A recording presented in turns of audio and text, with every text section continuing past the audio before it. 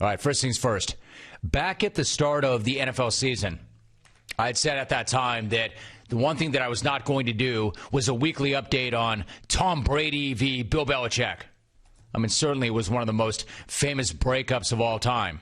And like any breakup, you want to make damn sure that your ex is not doing better than you are. You want to make sure that your ex does not end up with somebody better than you. You want to do everything in your power to make sure that the ex knows that he or she made the wrong decision, picked the wrong person. You'll do everything in your power to come out of it better than you ever were when you were in it. Of course, like who hasn't been there? Everybody has been there. And Brady and Belichick were no different. I just was not going to chronicle it or scoreboard it every freaking week. Now, again, this was no ordinary breakup. This was a highly publicized and multi-layered breakup, a legacy-type breakup, a breakup that would determine which guy, Brady or Belichick, was actually the one more responsible for all the success. I mean, even that in and of itself was kind of a dumb idea, though, right? Tom Brady is not winning 6 rings without Bill Belichick. Bill Belichick is not winning 6 rings without Tom Brady. But this is why, in part, I was not going to do weekly updates on the standings, comparing the Patriots and the Bucs from week to week, and then updating some stupid 2-man power ranking. It's a good thing, too, because for the second half of that season, the power ranking would have been the most idiotic thing ever. Because while the Patriots were looking more and more anemic on offense and getting smoked by the Rams and the Bills, the Bucs started to roll. And now they're in the Super Bowl. I would say scoreboard, but Belichick and the Pats aren't even on the same scoreboard as Brady and the Bucs. In fact, at this point, they're not even playing the same sport. But that doesn't mean that Brady is done talking about his time in New England. Even if he didn't know, even if he did not know, Michigan man that he is, even if he didn't even know where New England actually was. This guy goes, like he's told the story a million times. Oh, that was always a funny story. Not really, Tom. Funny to who? I'm sorry, are you Tom Brady or Miss Teen USA South Carolina? Such as, therefore, consequently, the Iraq. You didn't know where the New England was when you were drafted. How the hell is that possible? Yeah, I got drafted by New England. It was amazing. Oh, here's that funny story. Like, I got drafted by the New England. I love tea and crumpets. I can't wait to meet the Queen. And then he's saying that he got confused because the plane landed in Rhode Island. And this is the greatest quarterback in NFL history. I thought you had to be smart to be a quarterback. How is this dude reading defenses when he can't even read a map? How is that possible? But if he was goofing around on that answer, or if he really did not know where the New England was, he certainly knew what he was saying when he talked about playing for the Bruce Arians. So get ready for some serious subtext. What an amazing response. I mean, this guy, like, he's the GOAT. I have immense respect for Tom Brady. Don't get that twisted. But that nerd never says anything about anything, ever. But ask him about his new coach, and all of a sudden he's the most interesting guy ever. And the most lucid guy ever. And the most eloquent guy ever. A freaking orator now. Did you hear that? You could practically hear the unlike that bitter old man I used to play for at the beginning and end of every single sentence. And sometimes in the middle of sentences. Quote, he's a great man. He's a great leader. He's a great person. He's a great friend. And he's very loyal. End of quote. Unlike my bitter old coach, who really is none of those things.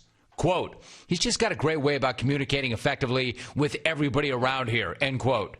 Unlike that old dude in the hoodie. Quote, everybody has great affection for him, for the person he is. End quote. Unlike some people, no names mentioned, rhymes with Will Belichick. Quote, there's nobody that ever would say anything bad about B.A. End quote. Yeah, unlike BB. There are lots of people who will say bad bleep about that dude. Quote, he's just so endearing to everybody, and I think everyone wants to win for him. End quote.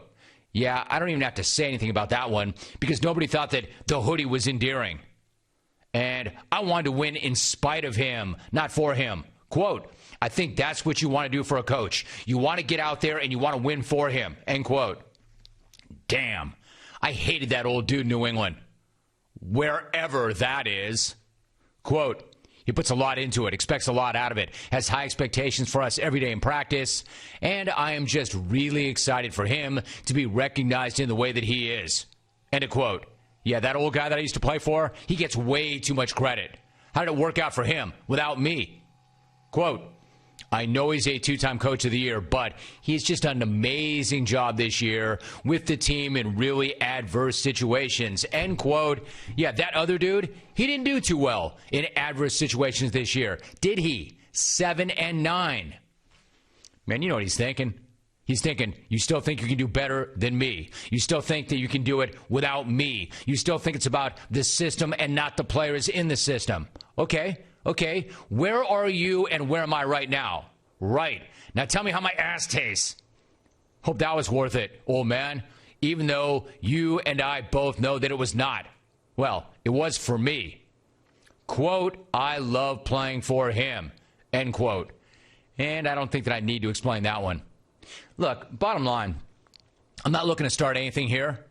But then again, I don't have to because Brady started it and then finished it. He spelled it out for everybody to see. And it's not just Brady with his thoughts on Brady's time in New England. Don't forget, it was earlier this month that Bruce Arians spoke to Peter King, and then he chimed in on the differences between New England and Tampa Bay. Arians said Brady is, quote, the consummate leader, has been all year, got the air of confidence that permeates through our team every day. I allow him to be himself, like New England didn't allow him to coach. I allow him to coach. I just sit back sometimes and I watch, end quote. Let me read that last part again one more time. New England didn't allow him to coach. I allow him to coach, end quote. It's a hell of a line right there. Hell of a line right there. And I see Arians working. Sure, the old guy back there had a great run with my guy. But if he had done right by him, they would still be together, stacking dubs, maybe even another Lombardi or two, and building an even greater legacy. But he didn't. And that's why he's here and he's no longer there, because I get the guy. And I get what he brings to it. And I let him be him. And we all benefit from it. And I don't constantly hit him over the head with, no one here is bigger than the system. Nobody here gets treated differently. You're all exactly the same. Yeah, no. Our culture is completely different, and it's because of one guy, the quarterback. Like Arians all but said, it's completely different here because of one man, and that one man ain't me. It's that avocado ice cream eating freak over there. He's the reason everything changed here, not me, and I know that. But that old guy in the hood, he doesn't know that, and that's why they no longer work together. That dude with the rings, he didn't know what he was doing. He had it all wrong. The guy that you call the greatest coach of all time, he did not know how to do it in the end. Me, I know what I'm doing. This way is the right way. So no, I was not going to update that divorce scoreboard every single week during the regular season. It would have been the lamest, most tedious thing ever. But I've got no problem doing it right now.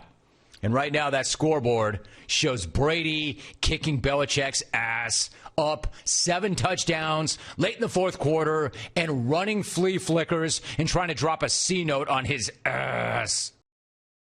And while I have no dog in this fight, I mean, I really don't care about either of these guys.